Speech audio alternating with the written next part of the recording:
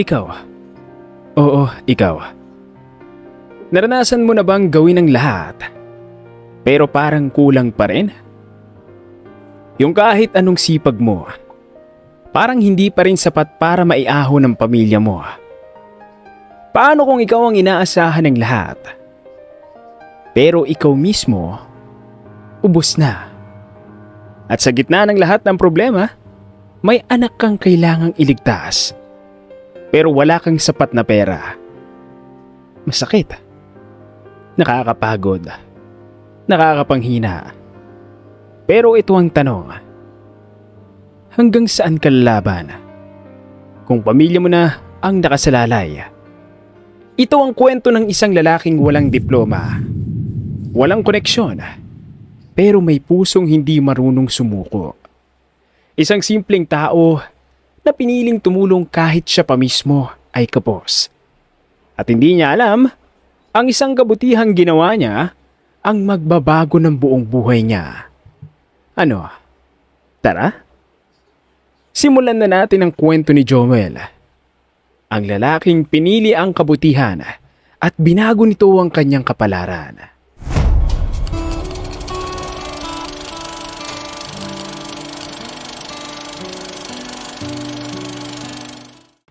Mabanggit pa nga lang ang pangalan ni Joel. Kilalang kilala na agad siya sa lugar nila. Sa dami nga nilang naninirahan sa isang squatter area, isa siya sa pinakakilalang tao doon dahil sa pagiging mabuting tao nito at mapagmahal na asawa at ama. Kahit kapos ang 35 taong gulang na lalaki, gagawin niya pa rin ang lahat para makatulong sa kanyang kapwa. Hindi siya nakapagtapos ng kolehiyo. Hindi dahil tamad siya. Hindi dahil wala siyang pangarap, kundi dahil kinailangan niyang huminto sa pag-aaral upang buhayin ang kanyang pamilya noong siya ay bata pa lamang. Maagang namatay ang kanyang ina at nagkasakit naman ang kanyang ama. Bilang panganay, siya ang tumayong haligi ng kanilang tahanan. Sinapu niya kaagad ang responsibilidad noon kahit sobrang bata pa niya. Pasensya ka na anak, naging pabigat tuloy ako ngayon. Sabi ng kanyang ama, Tay, hindi ka pabigat sa akin. Huwag ka pong mag-isip ng kung ano-ano. Isipin mo na lang ang paggaling mo. Sagot niya at hinaplos ang buhok nito. Hindi ka na nakapagtapos dahil sa kalagayan ko. Yung mga kapatid mo naman na binaliwala ka na pagkatapos mo silang tulungan. Malungkot na saad nito. Okay lang po yun, Tay. Wala akong kaso sa akin yun. At ngumiti siya rito.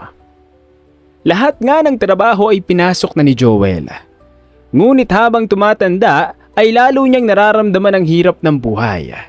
Lalo na nang magkaroon siya ng sariling pamilya. Doble ang kayod niya, pero hindi pa rin sapat ang kinikita niya sa kanyang mga trabaho. Kailangan ko na talagang mag-apply sa mas malaking trabaho. Masyado kasing mababa ang sahod ko sa palengke at construction. Sabi niya habang nakatingin sa mga perang nasa lamesa. Sa kinita niya kasi, 200 lang ang natira. Halos lahat kasi ay pambayad lang nila sa utang. Magtrabaho na rin kaya ako. Kaya ko na naman eh. Sabi ng kanyang asawang si Lily. Lily, hindi ka pwedeng mapagod. Paano kapag sinumpong ka ng hika? Hayaan mo na akong kumayod para sa atin. Gumiti siya rito. Pangako, magkakaroon din tayo ng maayos na buhay. Maraming salamat, Joel. Hindi talaga ako nagsisisi na ikaw ang lalaking sinamahan ko. Mahal na mahal kita, Lily. Gagawin ko ang lahat para sa inyo ni Nathan. Ngunit hindi pa nga siya nakakahanap ng magandang trabaho, isang mabigat na pagsubok na agad ang dumating sa kanya. Nagkaroon ng malubhang sakit sa puso ang kanilang 8 taong gulang na anak. Kailangan ito ng tuloy-tuloy na gamutan at regular na check-up. At ang mga gamot nito ay sobrang mahal. Tuwing makikita ni Joel ang anak na nakahiga sa kama, habang pilit na ngumingiti kahit nanghihina, lalo siyang pinupunit ng konsensya. Pakiramdam niya ay kulang pa ang lahat ng ginagawa niya. Pangako, gagaling ka. Maghahanap si Papa ng magandang trabaho. Hinawakan niya sa kamay ang anak. Kaya dapat lumaban ka ha. Huwag kang susuko. Opo, Papa. Nagsimula ngang mag-apply si Joel sa mga kumpanya-kumpanya. Pero dahil nga hindi siya tapos ng kolehiyo at hanggang senior high lang siya, hirap siyang humanap ng trabaho. Umaasa siyang balang araw ay may kumpanyang magbibigay sa kanya ng pagkakataon. Ngunit paulit-ulit lamang ang nangyayari. Hindi siya natatanggap at palagi na lang naririnig ang parehong linya. Salamat po sa pagpunta. Tatawagan ka na lang namin. Pasensya na po, hindi ka qualify dahil undergrad kayo. Hindi po kayo pasok sa standards namin. Iyan ang mga sagot na palagi niyang natatanggap mula sa mga to. Sa una nga ay umaasa pa siyang matatanggap siya at matatawagan ng mga ito. Ngunit kalaunan ay tinanggap na niyang pampalubag loob lang ang mga sinasagot nito. Kumusta ka, mahal? Masyadong malungkot ang mga mata mo. Alalang tanong sa kanya ng asawa.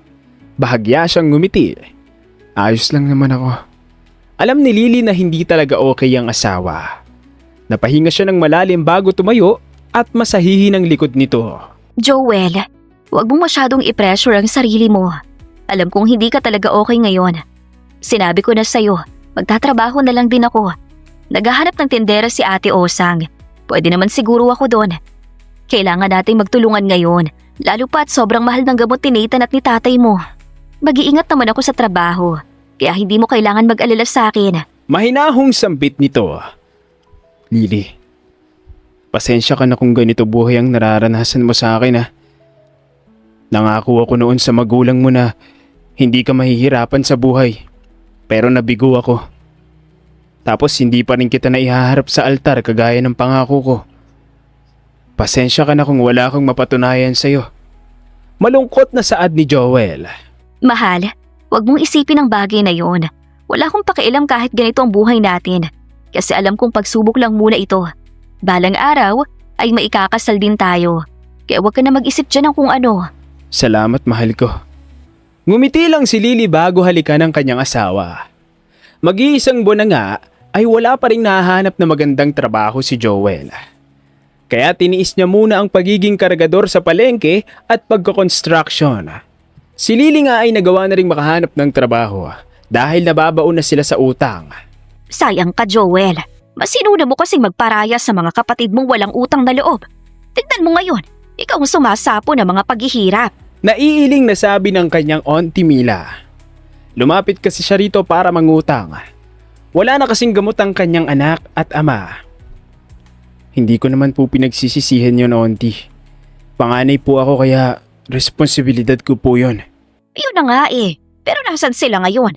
Hinayaan ka pati ang tatay nyo. Minsan, masamang maging sobrang bait dahil ikaw talagang magiging kawawa. Naiiling na sabi nito. Hayaan na po. Sila rin naman ang magdadala sa mga ginawa nila.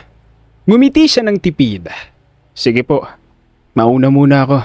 Salamat po dito sa pera. Ibabalik ko po ito kapag nakasahod na. Huwag mo munang isipin yan. Hindi naman kita minamadali sa pagbabayad. Sige na, pakisabi kay Kuya Jojo na magpagaling siya. Bibisitahin ko kayo sa 1 linggo. Sagot nito. Maraming salamat po. Laking pasasalamat niya nga dahil kahit papano ay may kamag-anak silang nalalapitan niya at mabait.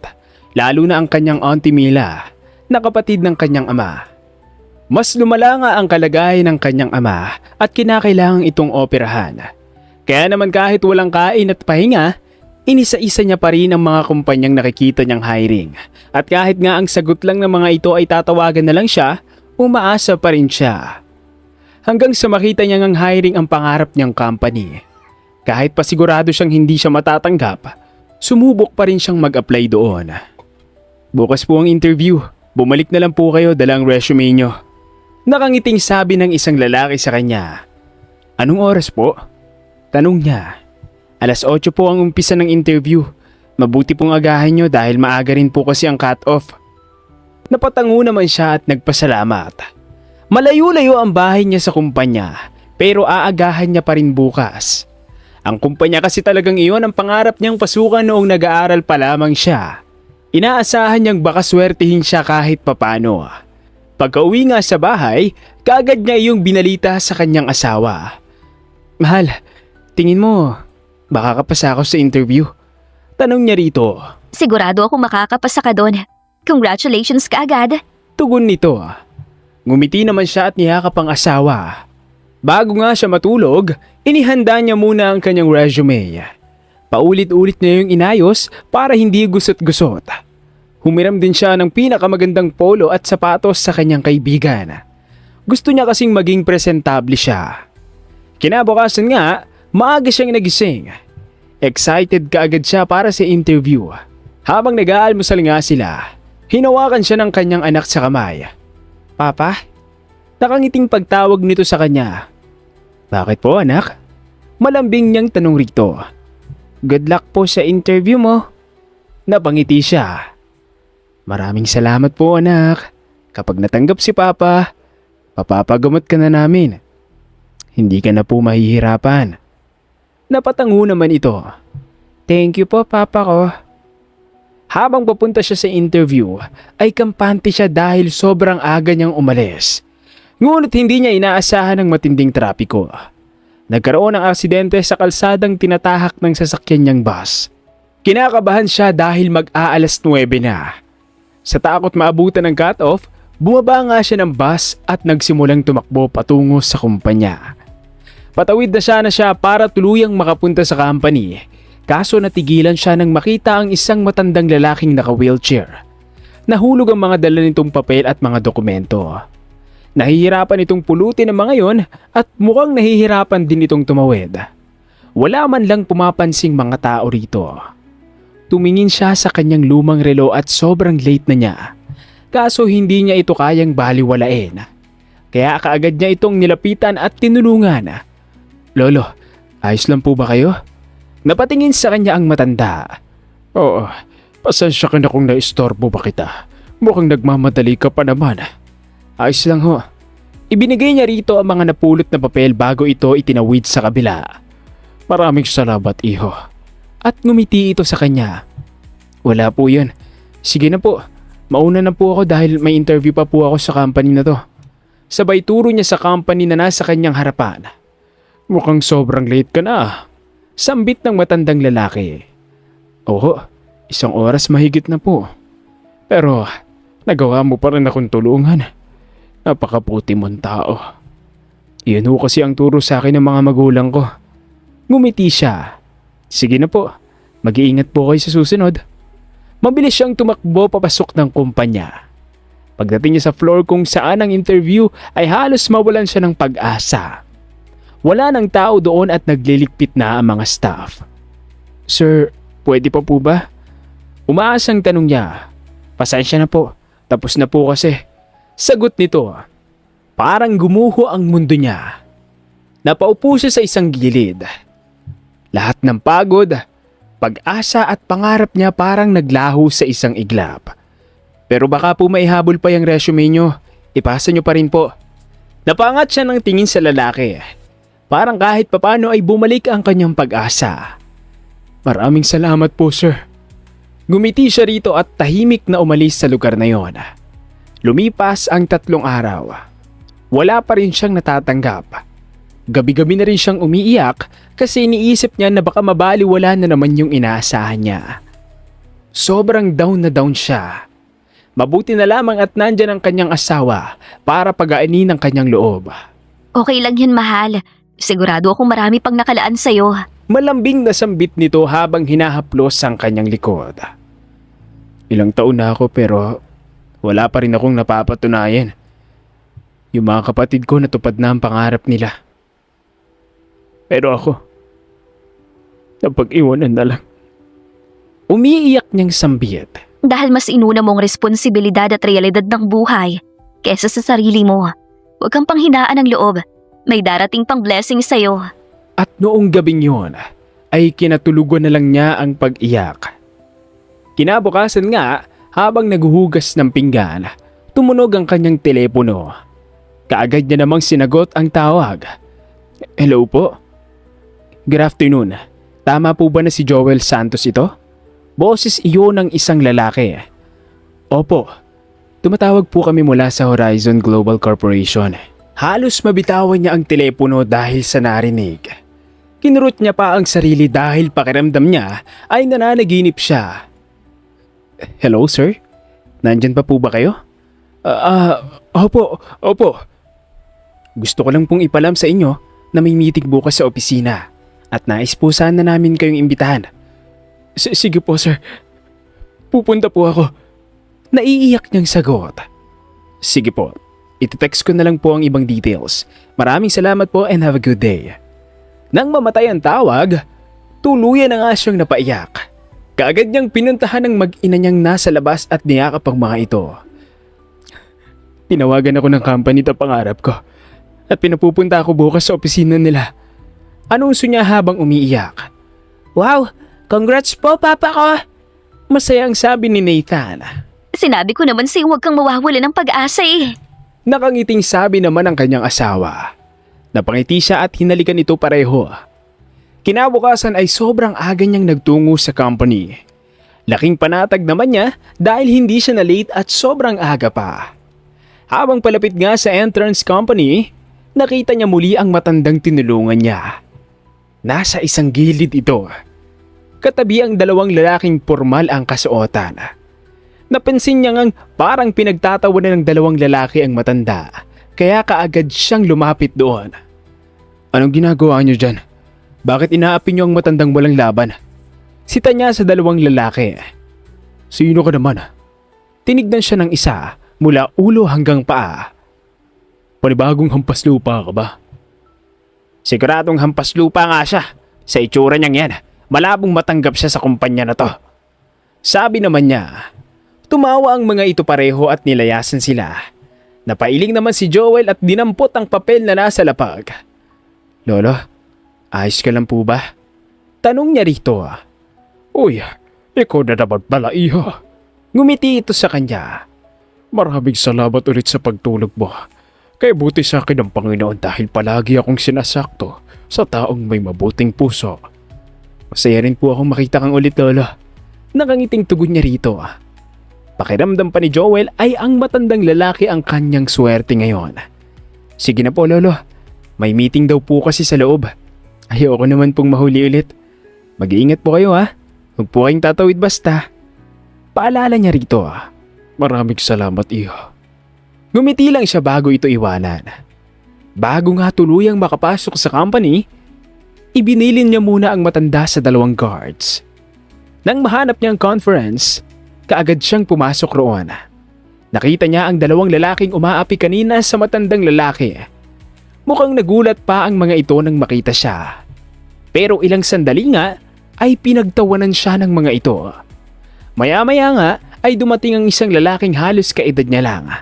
Kasunod ang 5 tao pa. Nandito ako para sabihin na lahat kayo ay pasok na sa kumpanya ko. Nakangiting sabi nito. Nagulat naman si Joel. Kahit ako po. At tinuro niya pa ang sarili. Oh, tumingin ito sa dalawang lalaking pinagtatawanan siya. Kayo naman ay magsiuwi na. Hindi ko kailangan ng mga empleyadong walang galang at walang respeto. Lumabas na kayo. Nag-apil pa ang dalawa pero wala na ring magawa ang mga ito. Nang mawala nga ang mga ito, muling tumingin ang lalaki kay Joel. Ngumiti muli ito. Ikaw talaga ang pambato ng lolo ko. Gustong gusto kanyang matanggap dahil sa kabutihan ng puso mo. Nakangiting sabi nito. Nagtaka nga siya dahil sa sinabi nito. Dahil hindi niya naman kilala ang lolo nito. Ngunit nasagot nga ang kanyang katanungan nang pumasok ang isang matandang naka-wheelchair. Nanlaki na lamang ang kanyang mga mata habang nakatingin dito. Kayo po ang lolo ng may-ari? Gulat niyang tanong. Oo, iho.